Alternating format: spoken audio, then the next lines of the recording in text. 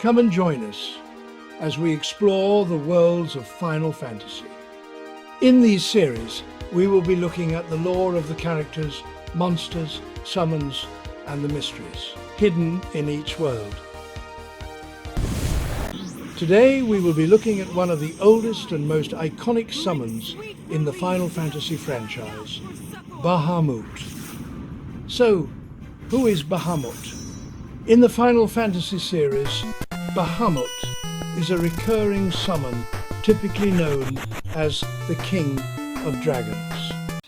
While his appearance and specific lore changes across the series, he is consistently one of the most powerful and iconic entities in the franchise. Bahamut is not a single continuous character across the franchise.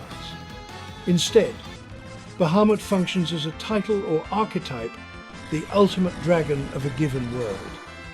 The portrayal of Bahamut as a dragon originated with Dungeons and Dragons, D&D, in the 1970s.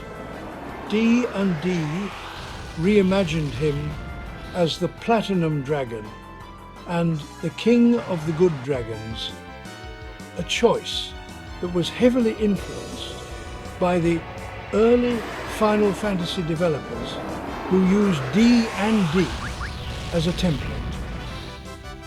While the direct inspiration for the game designers was D&D, the name Bahamut comes from Islamic and Middle Eastern cosmology, where Bahamut is a colossal being said to support the world beneath creation. It is sometimes described as a fish or monstrous creature dwelling in the deepest cosmic layers. Square Enix radically reinterpreted this concept. Instead of supporting the world, Bahamut in Final Fantasy often has the power to judge, reshape, or destroy it. The series artist Yoshitaka Amano was unaware of the mythological fish when he first designed Bahamut for Final Fantasy III. He deliberately crafted a mecha dragon aesthetic, which helped solidify the dragon-like perception of Bahamut for global audiences. In the Final Fantasy series, Bahamut is the oldest, but he is not considered the first summon. That title belongs to a feathery friend that is a level 1 summon, making it the very first one a player can use. Bahamut has been in every Final Fantasy mainstream title except for Final Fantasy II, which has no summons altogether. From Final Fantasy VII Before Crisis, Crystal Chronicles, and even Chocobo Racing, Bahamut has appeared in over 40 Final Fantasy spin-offs and sub-series titles. In the Final Fantasy mainstream series, Bahamut's role changes significantly between each game. In Final Fantasy I, he is the Dragon King, an NPC that judges the Warriors of Light. And only after the party proves itself by completing the Citadel does Bahamut grant the class change, upgrading each character to their advanced form. In the original 1987 NES release, Bahamut's in-game sprite was bright yellow. His more modern silver-blue appearance was established in later remakes. In Final Fantasy III, he appears as an intimidating boss encounter early in the game. This leads to a scripted battle where the party is vastly outmatched and must flee to progress the story. Later on, the player has the option to head to Bahamut's lair and face him a final time to earn the power to summon him. Now, if the player manages to defeat Bahamut during the initial encounter at Dragon's Peak via grinding or cheats, he will not appear in Bahamut's lair later, forcing the player to purchase the summon in Eureka. In Final Fantasy IV, Bahamut is the god of all the Eidolons. He resides in the lair of the Father on the Red Moon. Once again, Bahamut is optional. He will only grant his power once the player defeats him in battle. But first they have to prove they are worthy by first obtaining the major summons Asura and Leviathan. Final Fantasy IV is the first time that Bahamut dies if the player does not have Rydia recover the other summons, Leviathan and Asura, first. Once Bahamut is defeated in the final chapter, he is not available as a summon. In Final Fantasy V, in the beginning world, Bahamut is sealed away and appears as a dragon-shaped landfall. Once released, Bahamut does not immediately join the party. He challenges the Warriors of Light to meet him at the summit of North Mountain. Again, he is optional. But unlike in Final Fantasy III, where you can skip his battle and just purchase his power, players are forced to navigate a desert and climb a mountain filled with poisonous purple flowers and high-leveled monsters. Once at the peak, they have to defeat him to gain the use of his power. In Final Fantasy VI, Bahamut exists primarily as magicite, the crystalline remains of a deceased Esper. Bahamut is acquired by defeating Deathgaze, or known as Doomgaze in the SNES version. Once Deathgaze is defeated, Bahamut's magicite falls from the monster's mouth onto the deck of the airship. This makes it the first mainline game where Bahamut is acquired by an item dropped from a different monster. In Final Fantasy VII, Bahamut is long deceased. He appears as materia, crystallized marker containing the memories and knowledge of the planet. Bahamut represents the planet's memory of a dragon king once revered by the Seeker ancients. In the Final Fantasy VII remakes, he is given the title Winged King of Dragons and is revered as a symbol of might by the Cetra since ancient times. In Final Fantasy VIII, Bahamut is a captured king. He can be found at the Deep Sea Research Center, also known as Battleship Island, an abandoned, half-sunken laboratory formerly used by researchers to study Guardian forces. At some point, Bahamut was captured for their experiments. The researchers soon became frightened by the immense power they discovered at the facility's lowest levels. The researchers, fearing the catastrophic power, sealed the research center, trapping Bahamut in the process. Final Fantasy VIII, Incarnation of Bahamut, is the most philosophical and intellectual version in the series.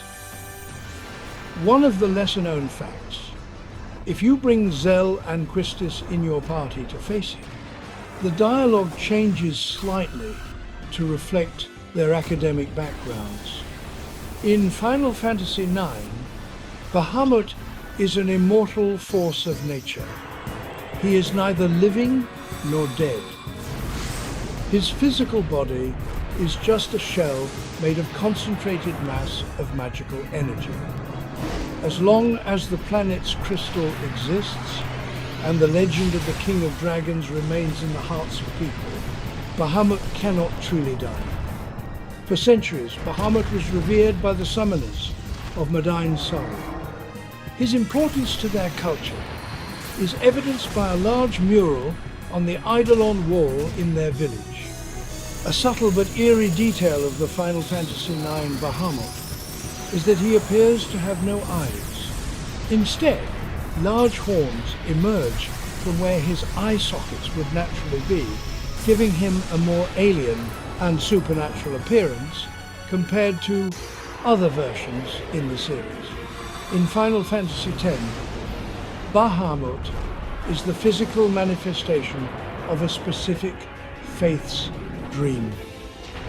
A faith is the spirit of a person who has willingly sacrificed their life to have their soul sealed within a stone statue in a perpetual state of dreaming. Bahamut is a singular magical weapon summoned from the spirit of the young boy. He never speaks or makes independent choices. It only appears when called and disappears when dismissed. As a promotion for the HD remaster, a unique version of Final Fantasy X Bahamut named Bahamut was released in the game Million Arthur, depicting the dragon as a young girl in a Japanese school swimsuit. In Final Fantasy XI, Bahamut is the ruler of worms. He is the supreme leader of all draconic beings in Vana'diel. He views the 5 races of the world with contempt and acts as a guardian of the planet's natural order. Bahamut is a terrestrial avatar bound to the world, making him one of the few prominent deities that players can never actually call into battle themselves. One lesser-known fact, that on the 13th of May 2024, a new master trial called The Wing of War was released. Nicknamed the Impossible 2024 boss, the trial featured Bahamut alongside Chaos. Since the release of this video, the fight remained uncleared by any public group. In Final Fantasy XII, Bahamut breaks a series-long tradition. He does not appear as a creature, dragon, or summon. Instead, he is a mechanical sky fortress, serving as the final dungeon of the game. Because Bahamut is a ship, his traditional role as a high-tier summon is filled by the Esper Zodiac, Keeper of Precepts.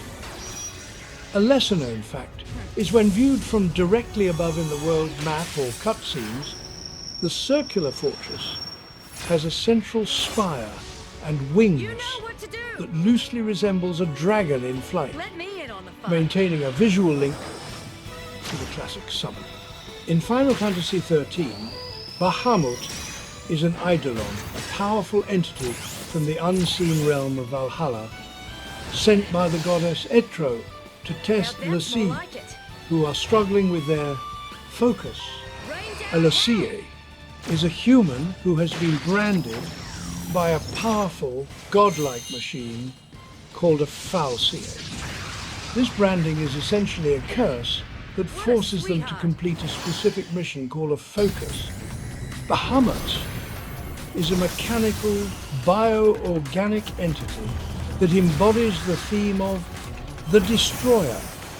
He's the personal Eidolon of Oerba Yumfang. Unlike other summons at Lore, Bahamut's movements are accompanied by the sound of jet engines and hydraulic systems. In Final Fantasy XIV, Bahamut is a central figure whose story spans thousands of years. He was one of the 7 First Brood, sired by Midgardsormr. Thousands of years ago, he ruled the continent of Meracedia alongside his sister consort, Tiamat. He was dispatched, defending his home from an invasion by the Allagan Empire. Devastated by his death, Tiamat was manipulated by the Asians into resurrecting him through prayer and ether. This summoned the elder primal Bahamut, a twisted, vengeful shade that bore no resemblance to the peaceful dragon he once was. A lesser-known fact that the director Naoki Yoshida has stated that Bahamut is his favorite summon, and the sequence of him emerging from a meteor in Final Fantasy XIV was a direct homage to his summon animation in Final Fantasy VII. In Final Fantasy XV, Bahamut deviates from his typical series role, appearing not as a beastly summon, but as a mysterious, armored humanoid known as the Draconian or the God of War. Bahamut is the leader of the 6 astrals of Eos, which are gods. While the other astrals are bound to the planet, Bahamut oversees it from a higher plane beyond the physical world. Thousands of years ago, he chose the first oracle and the first king of Lucius, bestowing upon them the crystal and the ring of the Lucian, to eventually purge the Star Scourge. A lesser-known fact, that a manga chapter depicts a rare moment of emotion where Bahamut observes snow falling from his eyes, implied to be tears. With every human death, though he remains committed to his ruthless duty. In Final Fantasy XVI, Bahamut serves as the icon of light and plays a central narrative role as a divine protector turned tragic antagonist.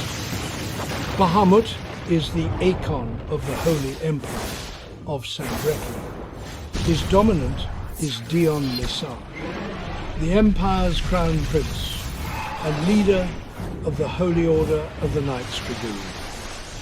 Unlike other nations where icons are feared, Bahamut is worshipped as a holy figure by the Gregorian Church.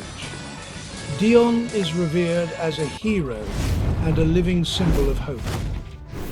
For the first time in the series, Bahamut is strictly light aspected, holy energy, rather than non-elemental. This version of Bahamut is unique for possessing 6 arms, 4 of which are specialized cannons on his wings used to fire laser volleys. A lesser-known fact is that the boss fight against Bahamut is the first in the series to transition from the planet's surface into outer space. Across the Final Fantasy series, Bahamut is never just a strong summon. He consistently represents one of the following supreme functions: judgment, limit, or consequence. Where elemental summons embody forces of nature, Bahamut embodies the consequence of absolute power.